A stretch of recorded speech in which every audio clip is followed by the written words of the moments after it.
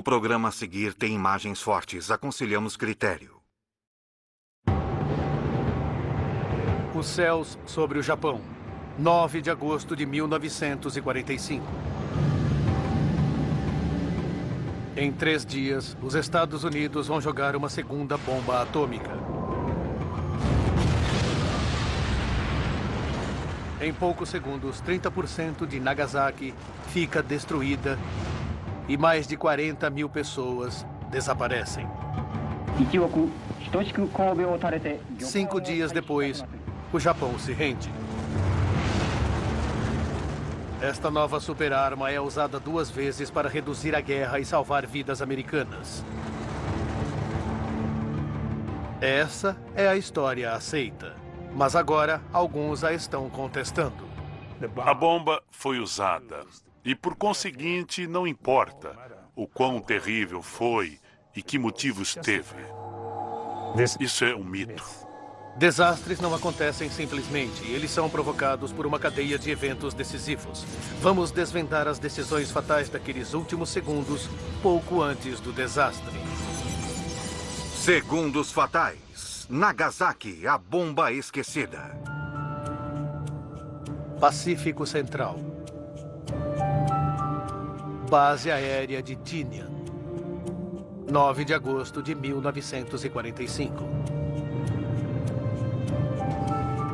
O sargento William Barney e seus colegas do grupo de bombardeiros estão se reunindo para uma missão ultra-secreta. Eles vão jogar o Homem Gordo sobre o Japão. A segunda bomba atômica americana. A primeira, chamada Menininho, atingiu Hiroshima 3 dias antes. Os Estados Unidos esperam que a bomba leve o Japão à rendição. Todos nós achávamos que aquilo seria o fim. Esperávamos que fosse o fim da guerra. William Barney era o operador do radar no avião do The Great Artist, um dos 3 aviões envolvidos no ataque. Sua missão é tirar as medidas da explosão. O Big Stink vai filmá-la e o Boxcar vai jogar a bomba. – 2.500 quilômetros dali, nas ilhas do Japão. Durante 8 meses e meio, suas cidades principais foram destruídas quando as forças aéreas dos Estados Unidos executou vários bombardeios. Por todo o país, famílias como a de Sakui Shimohira estavam vivendo com medo do próximo ataque.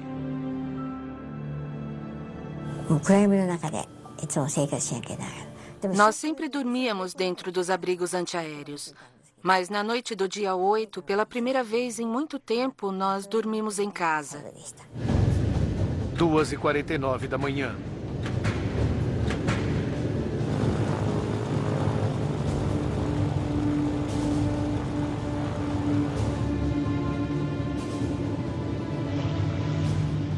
O B-29 Super Fortress Boxcar decola.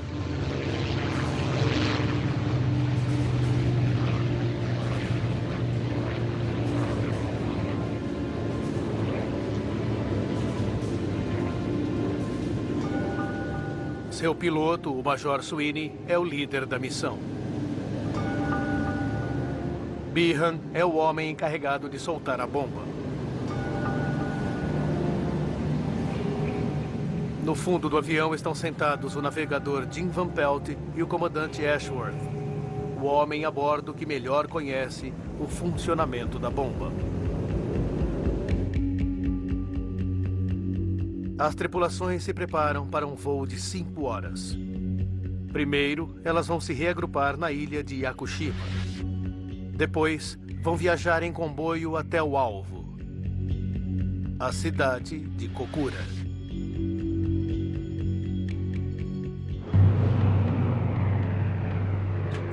Às 7h50 da manhã. Um avião americano sobrevoa a casa de Sakui.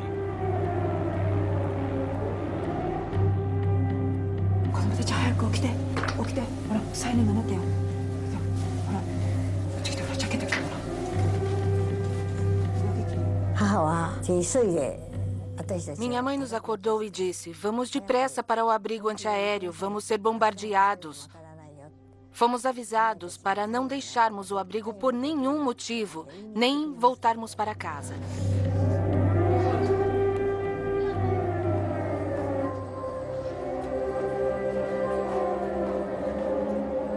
Alguns quilômetros dali, Sumiteru Taniguchi, de 18 anos, está entregando cartas.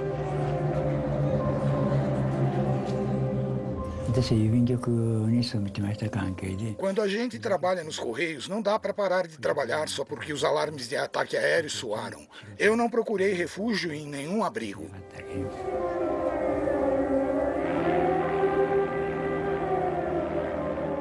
É um voo de reconhecimento conferindo o clima, não é um bombardeio. Assim, o alarme de ataque aéreo é interrompido e as pessoas começam a sair dos abrigos. Preocupada, a mãe de Sakui manda que ela e sua irmã permaneçam lá.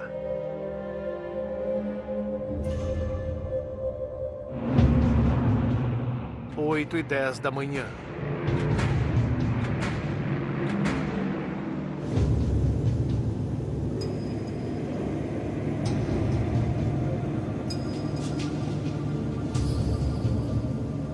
O Boxcar se aproxima da ilha de Yakushima.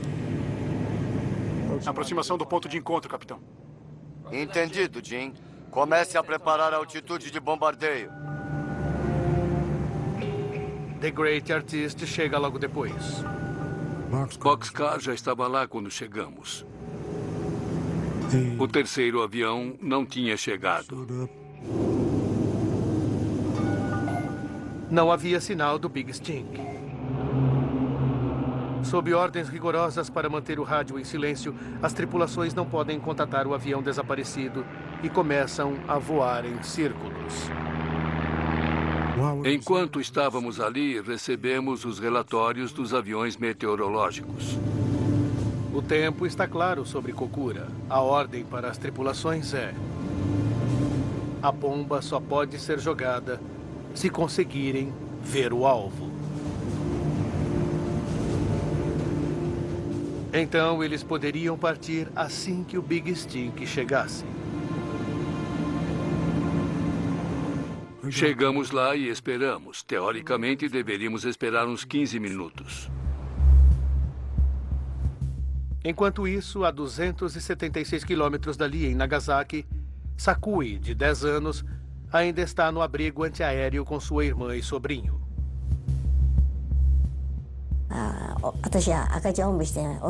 Sentamos nas esteiras e nos sentimos muito aliviados. 8h50 da manhã. O Boxcar e o The Great Artist estão voando em círculos há 40 minutos. Um problema no tanque de combustível significa que a autonomia do Boxcar tem que se restringir. E é ele que está com a bomba, o homem gordo, em sua porta de liberação. Cada segundo que eles esperam queima combustível precioso. Informe o Hopkins. Hopkins, nenhum sinal do Big Stink ainda. Uma vez que o Big Stink só está transportando equipamento de filmagem, não é preciso que os outros dois aviões esperem por ele. Sweeney precisa tomar uma decisão. Que se dane, não podemos mais esperar. Ele então dá o sinal de liberado para o The Great Artist. Os dois aviões seguem para a cidade de Kokura, a 390 quilômetros dali. 9h20 da manhã.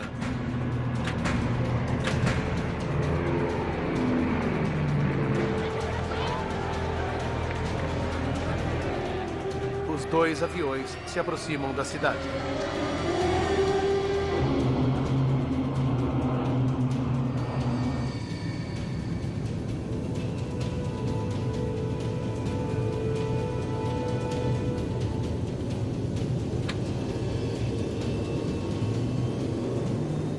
Quando chegamos a Kokura, o clima começou a mudar. 9h45 da manhã. Os céus claros registrados pelo avião meteorológico há 1 hora dão lugar a nuvens. Sweeney sinaliza então o início do percurso de bombardeio.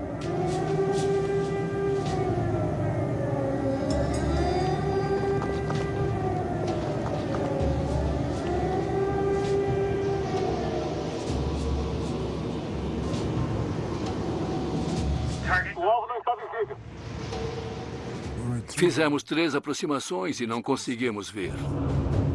10h30 da manhã. Sweeney cancela o ataque à Kokura. A missão abortada lhes custou 45 minutos de combustível. Jim, leve-nos ao alvo secundário, Nagasaki. A 156 quilômetros de distância, Nagasaki é a cidade onde Sakui e Sumiteru moram.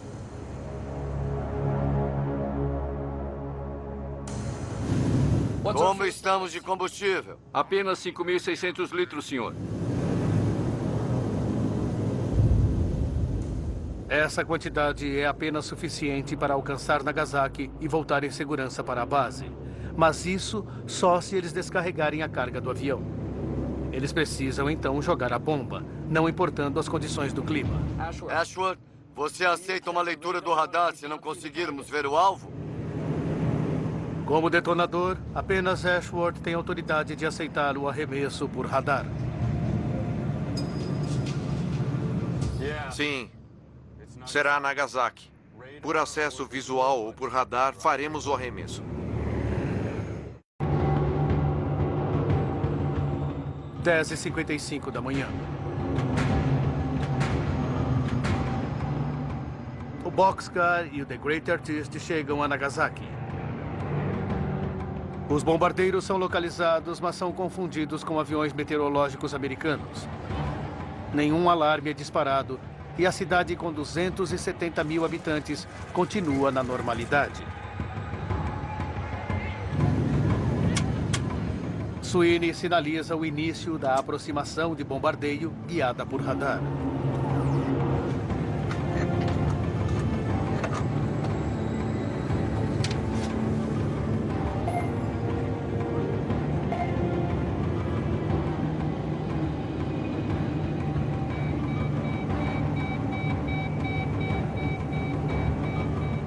Mas pouco antes do arremesso da bomba... Consegui. Eu estou vendo a cidade. Manda ver, Birra. A tripulação muda para bombardeio visual. 11h02 da manhã.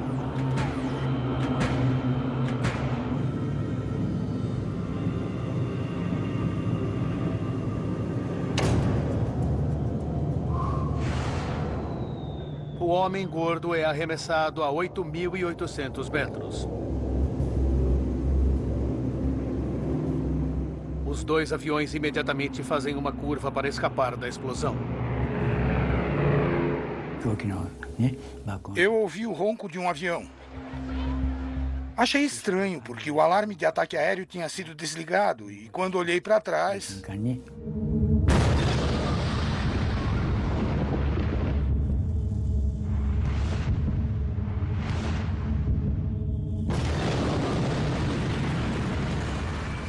Com uma força de 22 quilotoneladas de TNT, o homem gordo gera calor de mais de 4.000 graus Celsius e ventos de até 1.000 quilômetros por hora que varrem a cidade.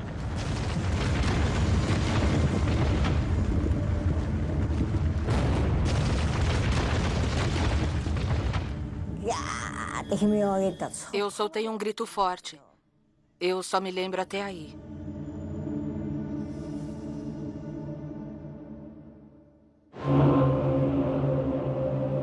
O The Great Artist sobrevoa Nagasaki filmando os efeitos logo após a explosão. Todos nos levantamos e olhamos para baixo. O cogumelo foi se formando. E surgiu um rastro de fumaça a partir da base dele.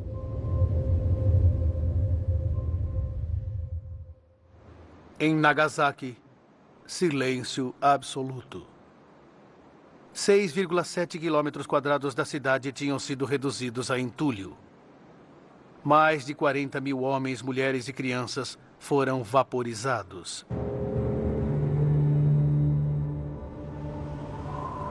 Outros 70 mil estão feridos.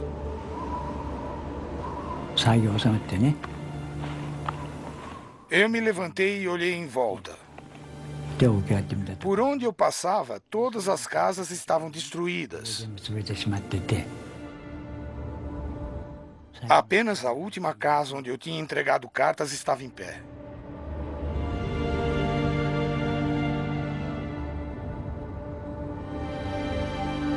No abrigo, Sakui recobra a consciência. O túnel estava cheio de pessoas cujos olhos tinham saltado das órbitas e estavam pendurados ao lado dos narizes.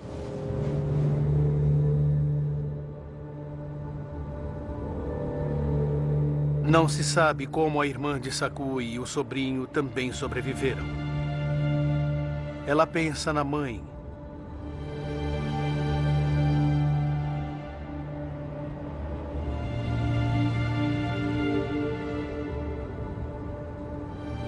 A cidade está coberta de cadáveres. Este corpo com um dente de ouro deve ser minha mãe, eu pensei. Ai, mãe. E eu chorei e segurei a mão dela. Mas quando toquei nela, o corpo dela se esfarelou.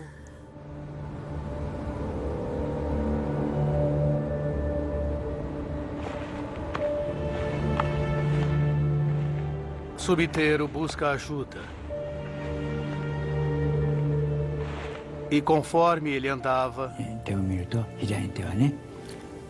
eu olhei para as minhas mãos e a pele de meu braço esquerdo, do cotovelo até os dedos, estava pendurada como se fosse um trapo. Tinha uma coisa preta grudada nas minhas mãos.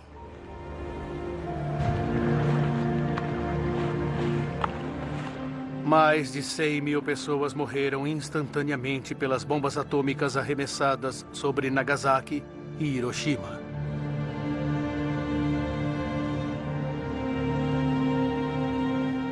Nos meses e anos seguintes, milhares de japoneses morreram por causa da radiação liberada durante aqueles ataques.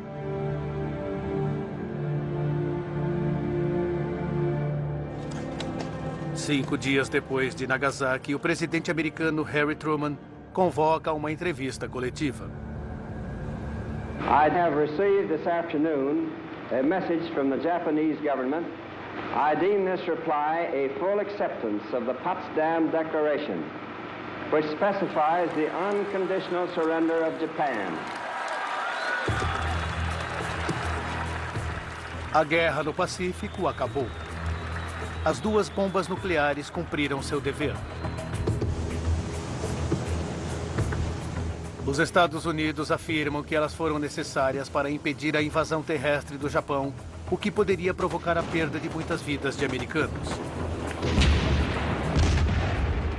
Esta se torna a história oficial. Mas depois de passar 10 anos analisando arquivos americanos, russos e japoneses, o historiador e escritor Tsuyoshi Hasegawa chegou a uma conclusão muito diferente. A bomba foi usada. E por conseguinte, não importa o quão terrível foi e que motivos teve. Isso é um mito. Agora, revendo os eventos daquelas semanas fatídicas e analisando a fundo os arquivos, podemos descobrir a verdadeira história da bomba, seu efeito na rendição do Japão e o fim da Segunda Guerra Mundial.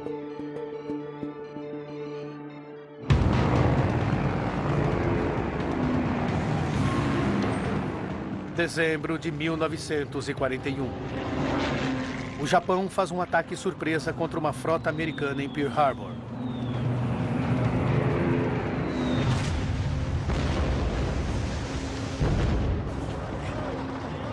2.402 soldados americanos morrem.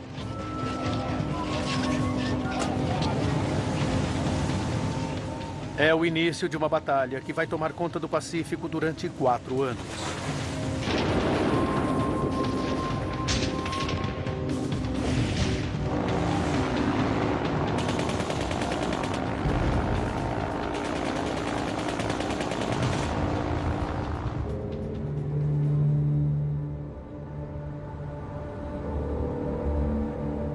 Essa guerra mata mais de 2 milhões de soldados e civis japoneses e ao menos 100 mil soldados americanos.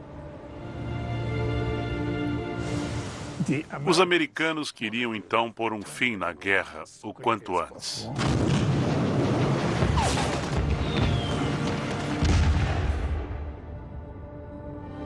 No final de 1944, as tropas americanas ocuparam as Ilhas Marianas. Isso lhes oferecia pistas de pouso e decolagem a uma boa distância do Japão continental, permitindo ataques aéreos devastadores contra o eixo industrial do inimigo e cidades densamente povoadas. Mais de 60 delas foram reduzidas a cinzas.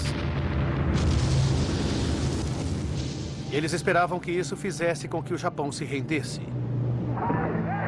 Mas os japoneses mantêm a estratégia de Ketsugo. Guerra total. A Operação Ketsugo era uma operação terrível, porque tinha sido criada para transformar cada soldado e cada civil em um kamikaze. A ideia era provocar danos suficientes para diminuir o ânimo dos americanos. Os líderes americanos sabem que o Ketsugo provocaria muitas mortes em qualquer invasão liderada por terra. Então eles decidem usar a bomba. Durante muitos anos, os americanos foram encorajados a acreditar que a opção tinha sido estritamente entre a bomba e a invasão. Essa crença inflexível é incorreta historicamente. O historiador Barton Bernstein acredita que havia uma terceira opção clara: invadir o Japão por duas frentes com um aliado forte. Desde 1943, os americanos vinham tentando convencer os russos a romper seu pacto de neutralidade com os japoneses. Um ataque em duas frentes dos Estados Unidos e da Rússia forçaria o Japão a espalhar suas tropas mais esparsamente. A entrada soviética na guerra poderia ter acelerado o final da guerra e reduzido o número de mortes para as forças americanas. Em julho de 1945, o presidente Truman encontra seus colegas soviético e britânico em Potsdam, na Alemanha derrotada, para discutir a Europa do pós-guerra e o jogo final no Pacífico. Stalin revelou que a União Soviética iria se juntar à guerra contra o Japão em 15 de agosto. By August 15th. Truman espera que a guerra termine quando a Rússia se juntar à invasão. Naquela noite, ele escreveu em seu diário: Stalin vai entrar na guerra contra os japoneses no dia 15 de agosto. Esse será o fim deles. Uma invasão do Japão por terra agora é uma opção viável. Os Estados Unidos têm agora o que querem. O Japão será esmagado em duas frentes e as perdas americanas serão minimizadas. Mas Hasegawa acredita que exatamente quando Truman consegue o apoio dos russos, ele muda de opinião. Em Potsdam, o conflito entre as potências ocidentais e a União Soviética fica tenso em relação à Polônia, na Europa Oriental. Depois da rendição da Alemanha em maio de 1945, as forças soviéticas se concentram na Europa Oriental. Eles fazem grandes e clamorosas invasões na Alemanha Oriental, ocupando os estados bálticos, Polônia, Tchecoslováquia, Romênia e Bulgária. A Rússia é uma potência em expansão. Para os Estados Unidos, é poder demais. Truman e seus conselheiros temem que, se os soviéticos entrarem na guerra no Extremo Oriente, eles vão invadir áreas enormes da Ásia também. Truman enfrentou um dilema: se ele deveria ou não acolher a entrada da União Soviética na guerra. A entrada soviética na guerra, obviamente, salvaria vidas americanas, mas, ao mesmo tempo, isso custaria a expansão soviética. Truman fica preso a um aliado em quem ele não confia. Mas vê a oportunidade de acabar com a guerra antes da Rússia entrar nela e mostrar a eles que os Estados Unidos dominam a tecnologia militar com armas nucleares.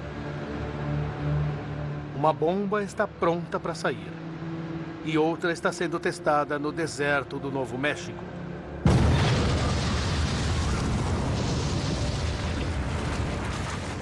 Em 21 de julho, Truman recebe o relatório do teste. O teste foi muito mais bem sucedido do que eles esperavam. E Truman ficou muito animado.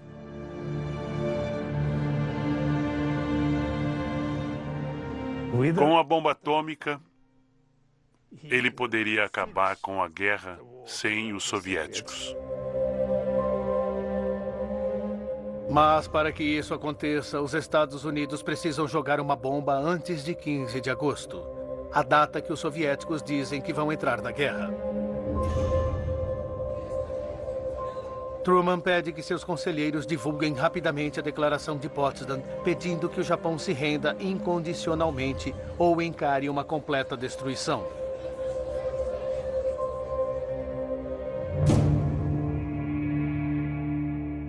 Os líderes japoneses ignoram a declaração.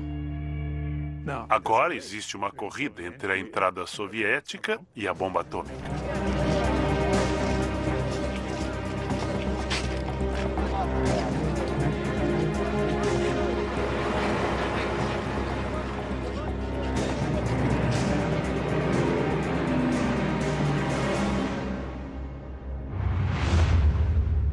No dia 6 de agosto de 1945, os Estados Unidos jogam o menininho em Hiroshima, enquanto o Exército Vermelho ainda está mobilizando suas tropas ao longo da fronteira com a Manchúria. Stalin ficou chocado ao saber que os Estados Unidos tinham usado a bomba tão rapidamente. E ele pensou, acabou. A bomba atômica forçaria a rendição do Japão e o jogo acabava. Ele ficou muito aborrecido. Senhor, um telegrama. Obrigado. Stalin acredita que seu objetivo, expandir o Império Soviético Ásia adentro, havia acabado. Então, ele recebe uma mensagem urgente de seu ministro do exterior. Os japoneses querem ajuda soviética. O Japão ainda estava mantendo aquela política de buscar ajuda de Moscou para mediar o fim da guerra. Para Hasegawa, esta mensagem confirma que a bomba de Hiroshima não persuadiu o Japão a se render. Para Stalin, esta mensagem é uma corda salva-vidas. A guerra no Pacífico ainda não havia acabado. Ele ordena imediatamente que o exército soviético comece a guerra. No dia 9 de agosto, enquanto os preparativos estão sendo feitos para que a segunda bomba americana seja jogada, 1,5 milhão de tropas russas cruzam a fronteira da Manchúria. O Exército Vermelho rapidamente domina as fracas tropas japonesas. Em poucas horas, o exército japonês abandona Changchun, a capital da Manchúria. O alto comando do Japão organiza uma reunião de emergência em uma casa-mata embaixo do Palácio Imperial. A entrada soviética na guerra força os legisladores japoneses a encarar a possibilidade de rendição. Hasegawa acredita que esta é a primeira vez que a rendição é levada seriamente em consideração. Os líderes do Grupo dos Seis do Japão, composto de 3 membros do Grupo Pomba da Paz e 3 falcões do Grupo de Guerra,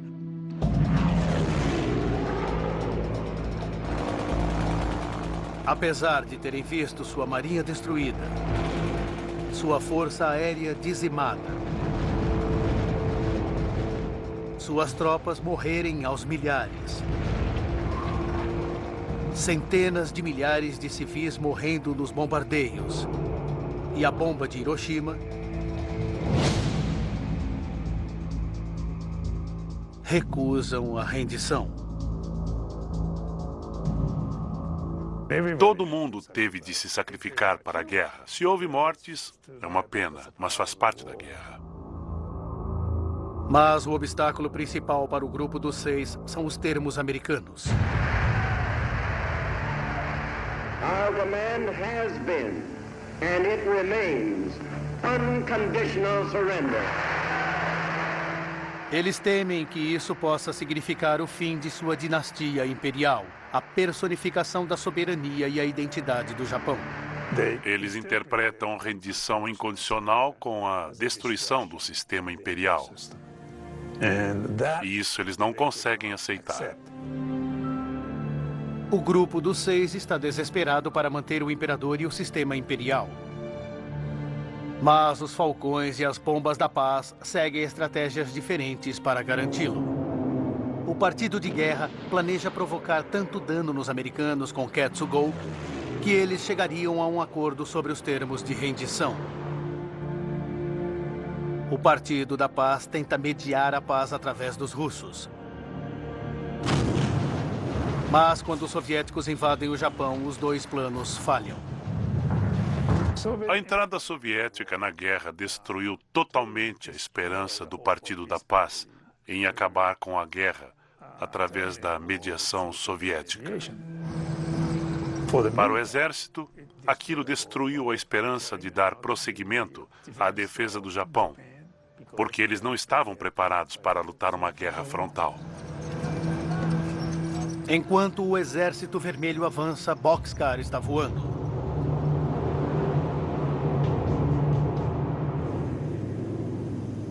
Um segundo ataque aéreo está em andamento. Em Tóquio, o Partido da Guerra ainda está rebelde. Eles concordam relutantemente que a rendição pode ser inevitável, mas não pode ser incondicional. Para o Partido da Paz, atribuir condições seria equivalente a continuar a guerra, porque aquilo jamais seria aceito pelos Estados Unidos. O Boxcar e o The Great Artist chegaram a Nagasaki às 10h56 da manhã. Eles começam uma aproximação de bombardeio. Na Casa-Mata Imperial, as discussões estão em andamento. Consegui. Estou vendo a cidade. Manda ver, Birra. A discussão entre o Partido da Guerra e o da Paz se aquece.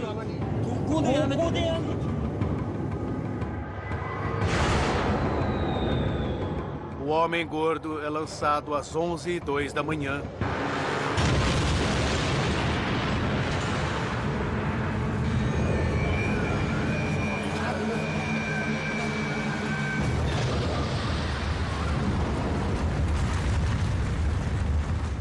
E explode a 3,2 quilômetros do centro de Nagasaki.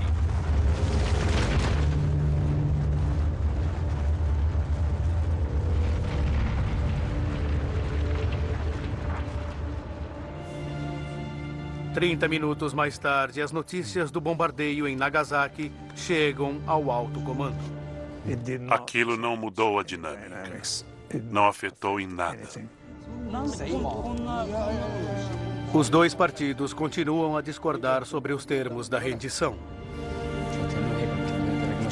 A reunião é suspensa. Parece que mais uma vez o Partido da Guerra conseguiu adiar a rendição.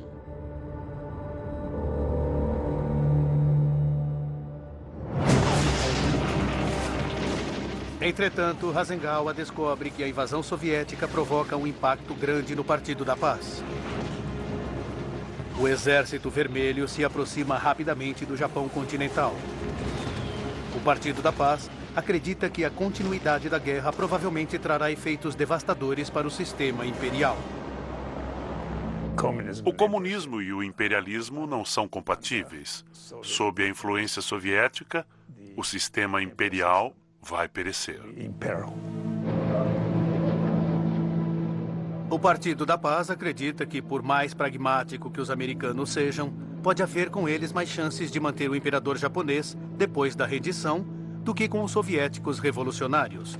E assim, eles se voltam à única pessoa que pode impor a rendição ao exército, o imperador.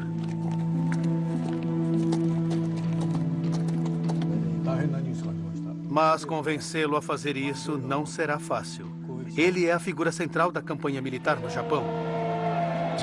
Os soldados japoneses aprenderam que sua missão é lutar pelo imperador. Eles devem lutar para morrer, e não simplesmente levantar uma bandeira branca e se render.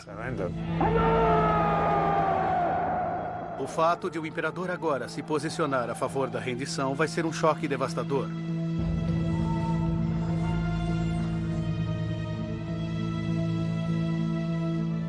Às 10 horas do dia 14 de agosto, o alto comando se reúne na casamata imperial. Desta vez, o imperador está com eles. O Japão vai se render incondicionalmente. Eu decidi aceitar a Declaração de Potsdam. Aquilo era um golpe para o Partido da Guerra. Tradicionalmente, o imperador sempre se posiciona ao lado de seu fiel exército.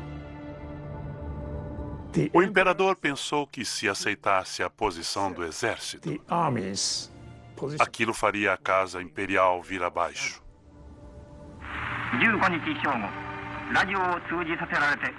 No dia 15 de agosto de 1945, o imperador Hirohito anuncia sua decisão ao povo. Apesar de todos terem feito o seu melhor, resolvemos abrir caminho para uma paz grandiosa para todas as gerações futuras, suportando o insuportável e tolerando o intolerável. Hasegawa acredita que não foi o horror da bomba atômica que provocou a rendição do Japão, mas a ameaça proposta pela invasão soviética. A entrada soviética na guerra realmente fez com que o imperador percebesse o quanto seria perigoso continuar naquela guerra. Para Barton Bernstein, isso torna o arremesso da segunda bomba atômica, jogada em Nagasaki depois da invasão soviética, um ato trágico e completamente desnecessário. A bomba em Nagasaki não fez diferença na antecipação da rendição do Japão. E então, uma bomba foi jogada desnecessariamente, matando entre 60 e 70 mil pessoas. Agora, depois de nos aprofundarmos nas informações, podemos revelar a série de eventos que levaram ao ataque americano com bomba atômica em Nagasaki. 19 dias para o desastre. Nagasaki é poupada do bombardeio mortal americano.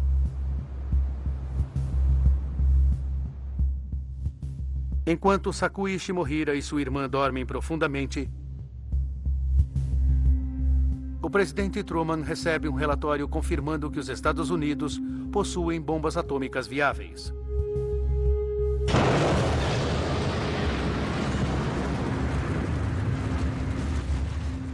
A bomba vai salvar vidas americanas, mas por outro lado matará milhares de civis japoneses.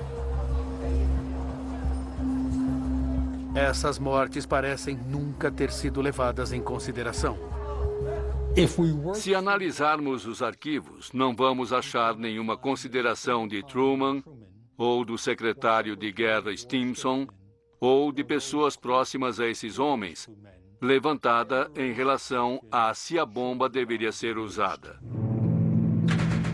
3 dias para o desastre.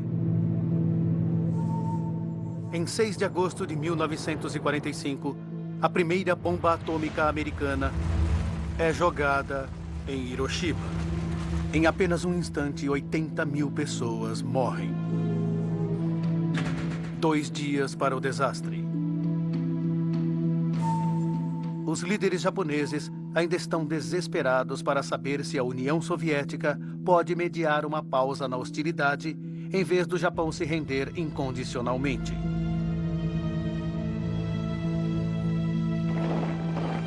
Preservar o sistema imperial é sua prioridade máxima. Assim como os americanos, eles não levam em consideração a sua própria população civil. Para o exército, não importa que civis sejam mortos. Realmente não importa. 12 horas para o desastre. A Rússia rejeita o pedido de mediação feito pelo Japão e declara guerra. 9 horas para o desastre. Embora outra bomba nuclear pareça irrelevante, o Super Fortress Boxcar decola da base aérea de Tinian carregando o Homem Gordo, um dispositivo nuclear de 4,9 toneladas.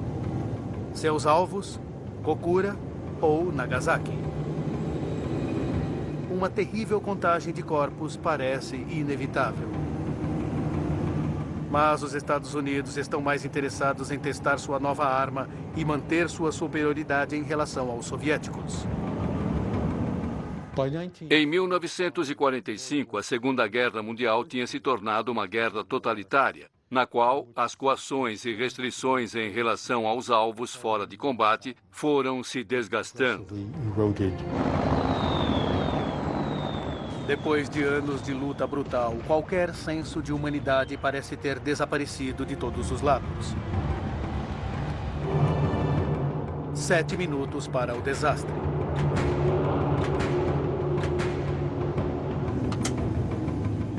Boxcar começa seu voo de bombardeio sobre Nagasaki.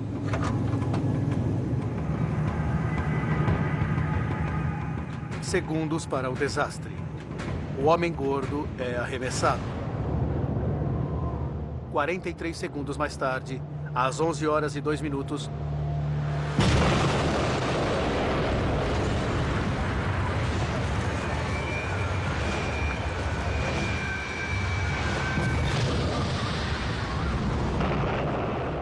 o Homem Gordo explode.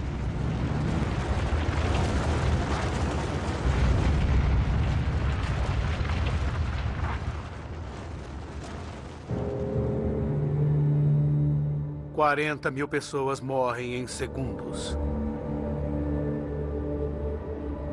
Outras milhares morrem de envenenamento por radiação. Mas para os sobreviventes como Sakui e Sumiteru, é um inferno na Terra. Logo depois, todos começaram a nos discriminar. Eles diziam coisas do tipo: "Você está suja, não se aproxime de nós." Eu me deitei nos trilhos do trem umas 2 ou 3 vezes, mas acabei me levantando. Eu precisava continuar a viver, mesmo sozinha.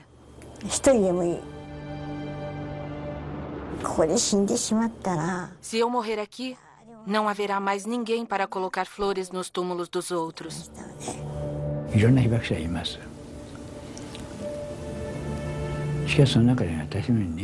Não existe ninguém como eu.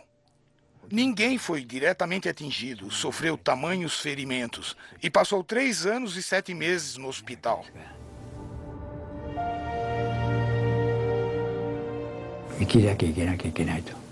Eu preciso ver o fim das armas nucleares com meus próprios olhos. Eu preciso viver até lá.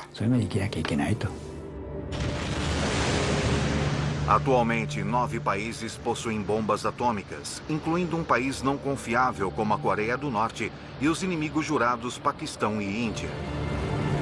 O arsenal mundial é composto por aproximadamente 20 mil dispositivos.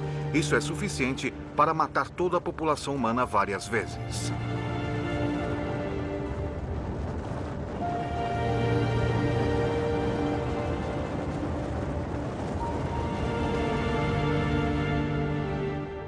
Versão Marshmallow São Paulo.